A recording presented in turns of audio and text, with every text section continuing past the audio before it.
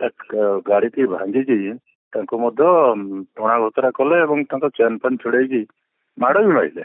ଆକ୍ରମଣକାରୀ ସମସ୍ତେ ହଉଛନ୍ତି ବିଜୁ ଜନତା ଦଳର ଛାମୁଆ ନେତା କର୍ମୀ, କିଏ ସରପଞ୍ଚ, କିଏ ଜିଲ୍ଲା ପରିଷଦ ମେମ୍ବର, କିଏ କାଉନସିଲର, ଏମାନେ କି ସାଧାରଣ ଲୋକ ନୁହନ୍ତି। नमस्कार न्यूज रूम को स्वागत करुछि मुलिजा। दर्शक बंधु वर्तमान आपण जानिथिबे जाजपुर रे वर्तमान बबी और हिमांशु मुहामुही होइचंती एवं हिमांशु शेखर साहू तांकर प्रतिक्रिया मध्ये रखिचंती जहा फଳରେ कि बबीଙ୍କ ପାଇଁ ताहा विपद सृष्टि करि पारे। ए संपर्क रे आज आमे आलोचना करिबा। मो संगरे अछंती बीजेपी रो वरिष्ठ नेता गौतम राय। सर नमस्कार, आपन को न्यूज रूम रो स्वागत। नमस्कार सर, घटना होची जेतेबेले कुहा जाउची जे हिमांशु साहूଙ୍କ उपरे आक्रमण करिसंती बबी दासଙ୍କର ଲୋକମାନେ। आपण ए घटना को आपनकर प्रतिक्रिया कोन रखिबे? देखो गणतंत्र रे हिंसार स्थान नाही। आज्ञा जने निर्वाचित विधायक धर्मशालार हिमांशु साहू सरकारी काम जाजपुर जिला सदर महकुमा को जिलापाल कार्यालय को जाउतला बेले अचानक तांको गोटे रास्ता रोकर सामना करियो पड़िला। रास्ता रोक होइतला बुढ़ा नदी शहर उपकंठरे बुढ़ा नदी पोलर आरंभ रे। आज्ञा ताटो ये जो ब्रिज ये से रास्ता देखी जाउतला बेले घटनाटी घटला एमती सेतबेलू पाखापाखि 50 गाड़ी लाइन में छिड़ा हो गलानी। आज्ञा ये बोधे से 55 नंबर सीरियल गाड़ी रही। ये गाड़ी रू ओह्लै ना ब्रिज सेपटे आंदोलन किसी लोग बसिकी टायर फायर जड़िकी अगणतांत्रिक भाव बेआईन भाव क्या अनुमति न नहीं कहा सूचना न देकी संध्या समय अचानक एमती गोटे अराजकता सृष्टि करने उद्देश्य से बसते।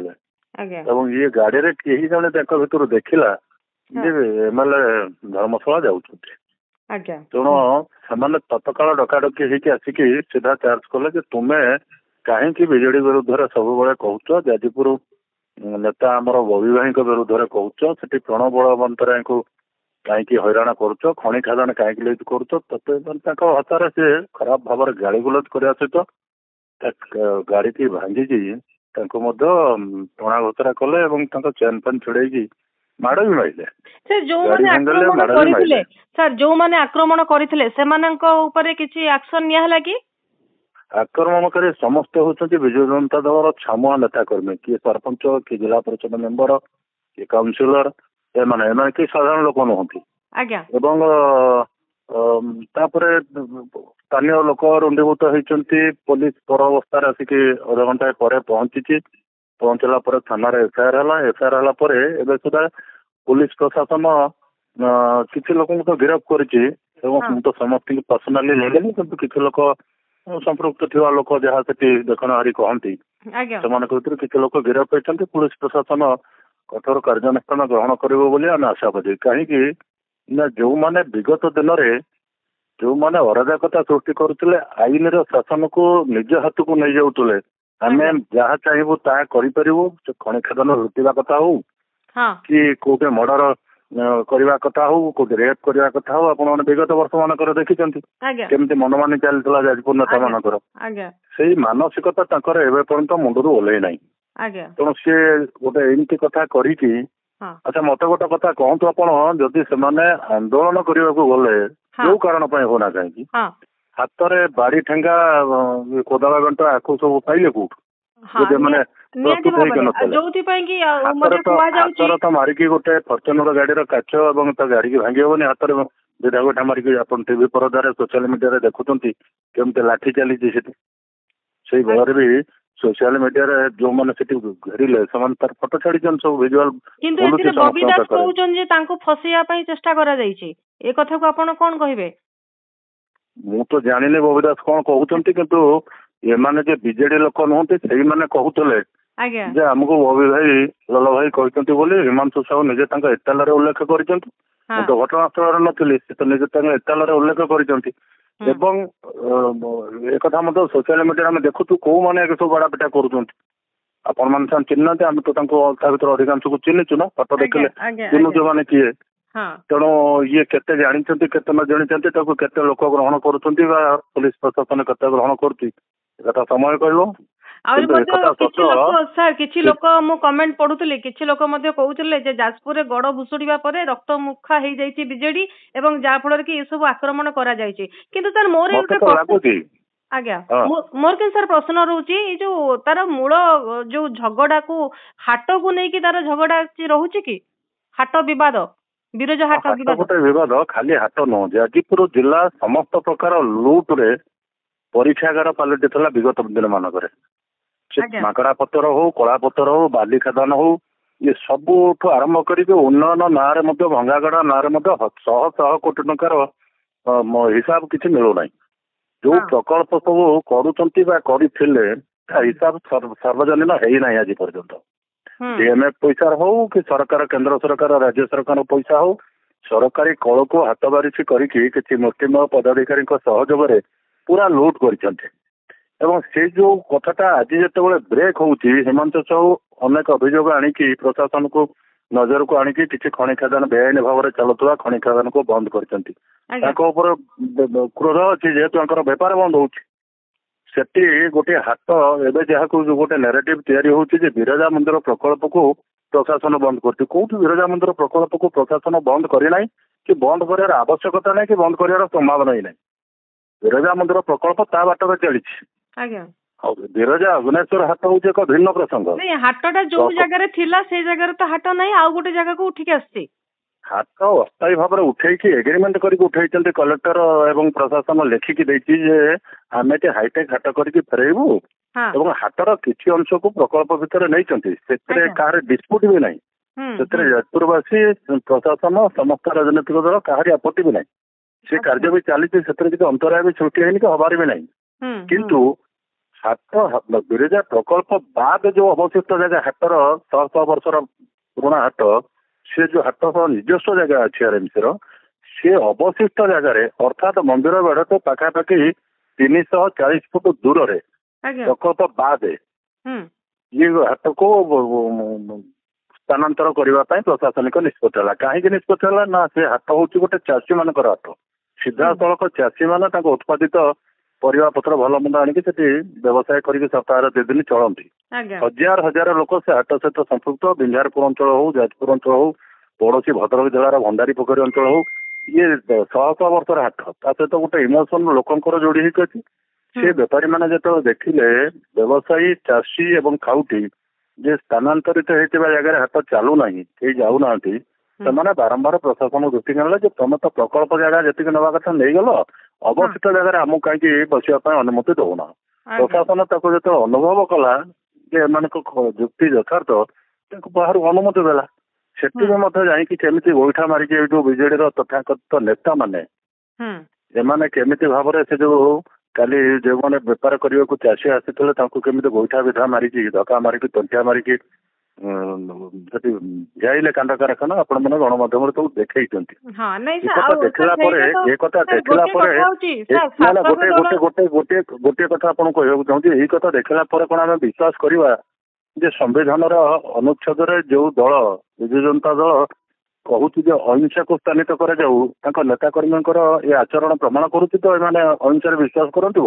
ନିହାତି ଭାବରେ ଆଉ ଜଣେ ସିଟିଂ ମାନେ ଶାସକ ଦଳର ଜଣେ ସିଟିଂ ଏମଏଲଏଙ୍କ ଉପରେ ଯେତେବେଳେ ସଂଘବଦ୍ଧ ଆକ୍ରମଣ କରାଯାଇଛି ଏବଂ ବିରଜା ପ୍ରକଳ୍ପ ପାଇଁ ଆନ୍ଦୋଳନ ବେଳେ ରାସ୍ତା ଉପରେ ଯୋଉ ଉପଦ୍ରବ ମାନଙ୍କର ଯୋଉ ଆତଙ୍କ ରାଜ ରହିଛି, ଏହା ନିହାତି ଭାବରେ ନିନ୍ଦନୀୟ କଥା। କିନ୍ତୁ ବିରଜା ପ୍ରକଳ୍ପ ପାଇଁ ଏମାନେ କରିନାହାନ୍ତି। ଅତୀତରେ ଆଙ୍କର ବିରଜାଙ୍କୁ ନେଇ କଣ ଭୂମିକା ଥିଲା ସବୁ? ଆଜ୍ଞା ବିରଜା ପ୍ରକଳ୍ପ ପାଇଁ ଏମାନେ ଆନ୍ଦୋଳନ କରୁଛନ୍ତି, କହୁଛନ୍ତି ଲୋକଙ୍କୁ ଭ୍ରମିତ କରିବା ପାଇଁ ଭୁଲ କଥା କହୁଛନ୍ତି। ହାଟ ଯୋଉଠିକି ନେଇଛନ୍ତି ତା ପଛରେ ରହସ୍ୟ କଣ? କାହା ସ୍ୱାର୍ଥରେ ହାଟ ସେଠିକି ସ୍ଥାନାନ୍ତର କରିବା ପାଇଁ ଚାହିଁଥିଲେ? ଇଏ ସତ୍ୟତାକୁ ତ ଗଣମାଧ୍ୟମ ବାହାର କରିବା ଦରକାର, ଲୋକ ତ ଜାଣିବା ଦରକାର।